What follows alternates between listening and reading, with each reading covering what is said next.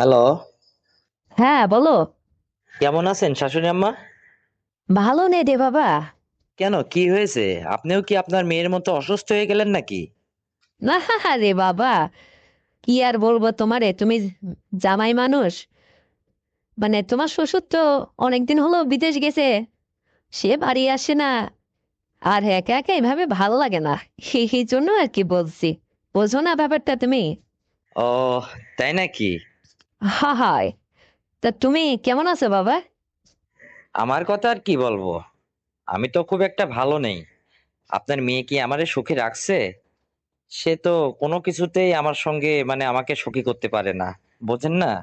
এমন মেয়ে দিয়েছেন, সব সময় ওর অসুখ বিসুখ এটা সেটা হয়েই থাকে। তাছাড়া একটা পুরুষ মানুষের কত রকম চাহিদা থাকে। শুধু খাওয়া দাওয়া আর বিলাসিতা করলে কি হয়?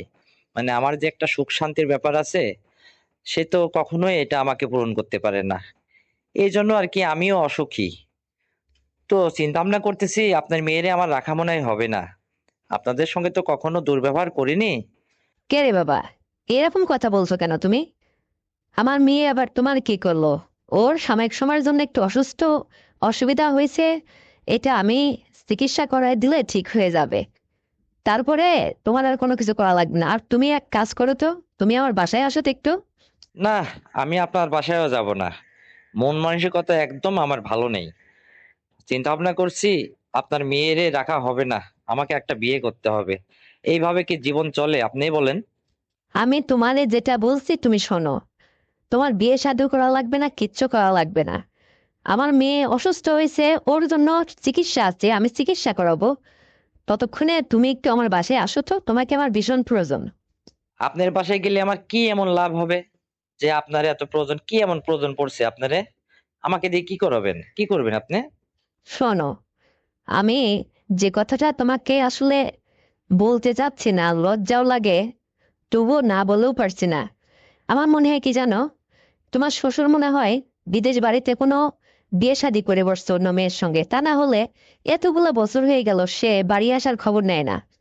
আর এর মাঝখানে তুমিও তো বোঝো, আমিও তো তোমার মতো একই পরিস্থিতি। মানে আমার মেয়েটাও অসুস্থ, এদিকে তুমিও অসুখী হয়ে আছো। মানে তোমার কোনো চাহিদা সে পূরণ করতে পারছে না। আর তোমার মতো আমারও এই একই অবস্থা। দেখো, তোমার শ্বশুর বাড়ি নেই অনেক দিন হলো। তো আমিও তো অনেক দিন তোমার মতো এরকম জ্বালা যন্ত্রণা ভোগ করছি। আমি মেয়ে মানুষ দেখে কাউরে কিছু বলতে পারি না, তাই পার্থক্যটা এইটুকু। তা তুমি যদি আমার বাড়ি আসতে, তোমারও লাভ হতো, আমারও লাভ হতো। নাকি আরো ভেঙে চুরে তোমাকে বলতে হবে?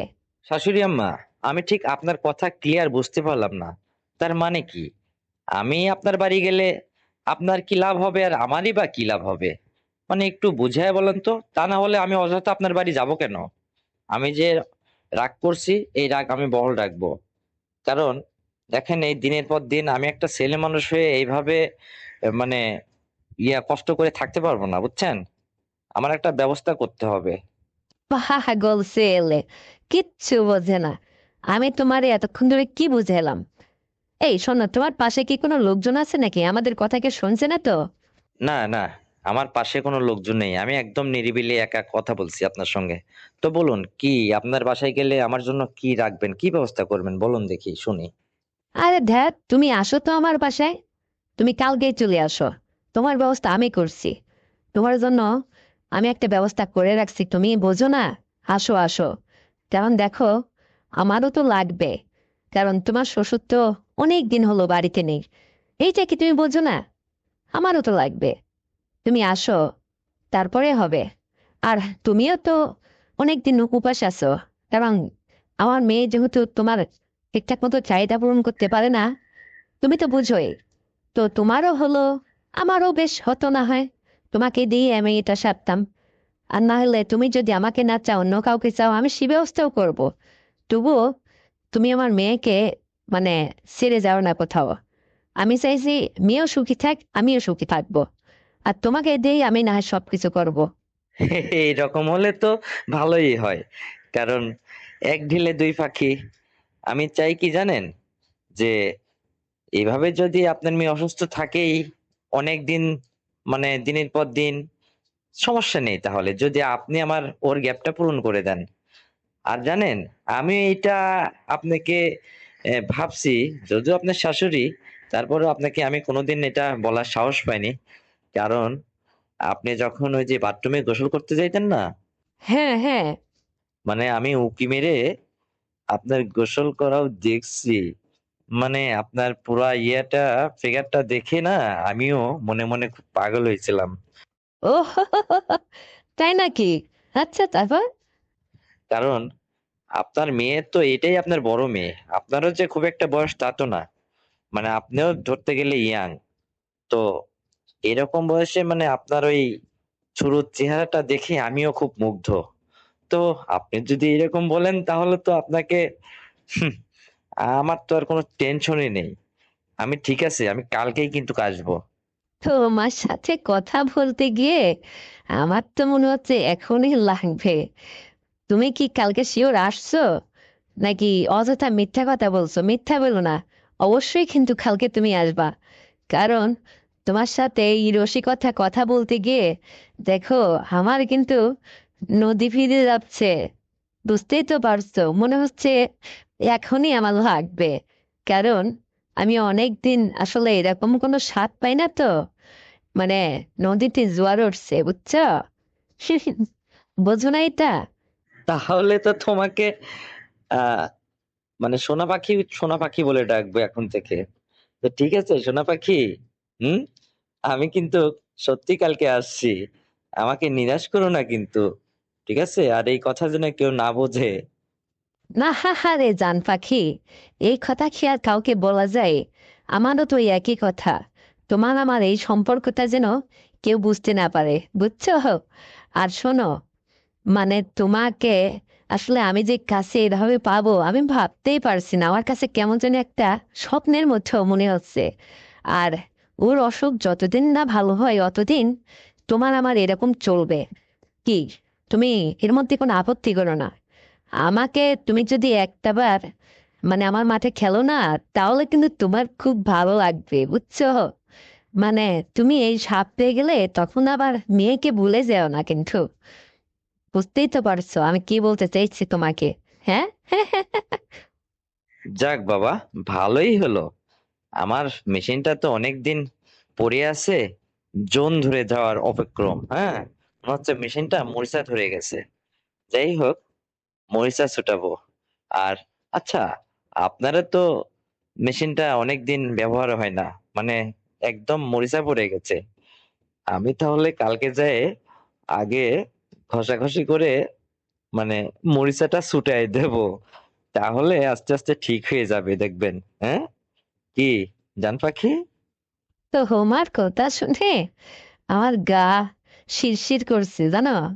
মানে আমার খুবই ভালো লাগছে, কেমন যেন একটা দারুণ সুন্দর একটা অনুভূতি আমার ভিতরে প্রকাশ করছে।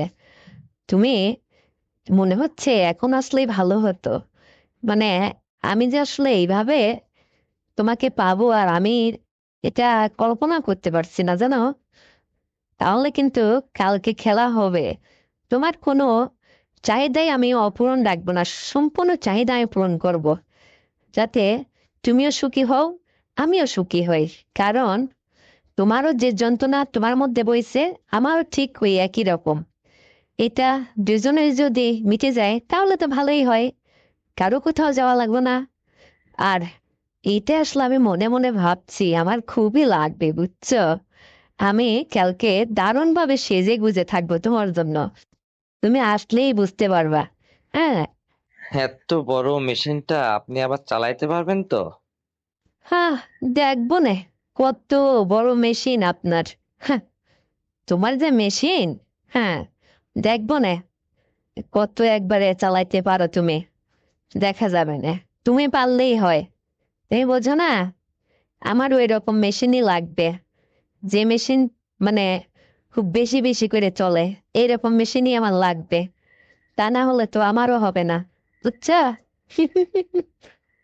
তুমি কত পারো সেটাই আমি দেখব। তারপরে তোমারও হলো, আমারও হলো।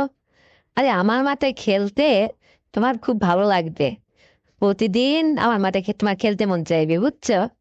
আর আমারও ভালো লাগবে, কারণ অনেকদিন তো এরকম এই মাঠে খেলাধুলা হয় না, পতিত পড়ে আছে, বুঝছো? তুমি আসো আগে। আর শোনো, তোমার কথা শুনলে না আমার ক্রমেই যেন ভালো লাগছে, যতই বলছি ততই ভালো লাগছে। না জানি মাঠে খেলতে নামলে কি হবে। এটা তুমি বুঝতে পারছো? হ্যাঁ, আগে আসো, কালকে কিন্তু মিস করো না। আর শোনো, এই কথা যেন কেউ বুঝতে না পারে। আমার মেয়ে তোমার বাড়িতেই থাক, আর তুমি শুধু চলে আসো, আমার বাড়িটা ফাঁকা আছে, ভালোই জমবে। বুঝতে পারছো তুমি? হ্যাঁ। আরে ঠিক আছে, ঠিক আছে। আমি কিন্তু তাহলে শাশুড়ি আম্মা কালকে ঠিক চলে আসব। তো রেডি হয়ে থাকবেন, হ্যাঁ? এসে যেন আপনার ওই মাঠে আমি মানে খেলতে পারি।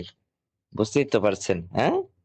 আর এটা যেন কেউ না বুঝতে পারে, একটু বাড়িটা ফাঁকা রাখবেন। আরে ওই মাঠে প্রত্যেক দিন খেলা হবে। আর আমি যে কেমন প্লেয়ার এটা আপনি বুঝতে পারবেন। এই প্লেয়ার গোল না করে ছাড়ে না। হুম, এটা মাথায় রাখবেন।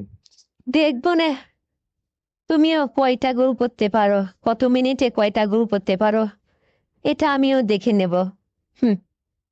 বেশি বাহাদুরি করো না। আমি কিন্তু ঠিক খেলার মাঠে থেকে তোমার কাছ থেকে গোল কয়টা করতে পারো এইটা বুঝে নেব। তারপরে তোমার বাহাদুরি আমি দেখব, বুঝছো? হুম। আচ্ছা, ঠিক আছে, তো রাখতেছি, আসো, কালকে আবার হবে, হ্যাঁ? ওকে। ঠিক আছে, তাই হবে।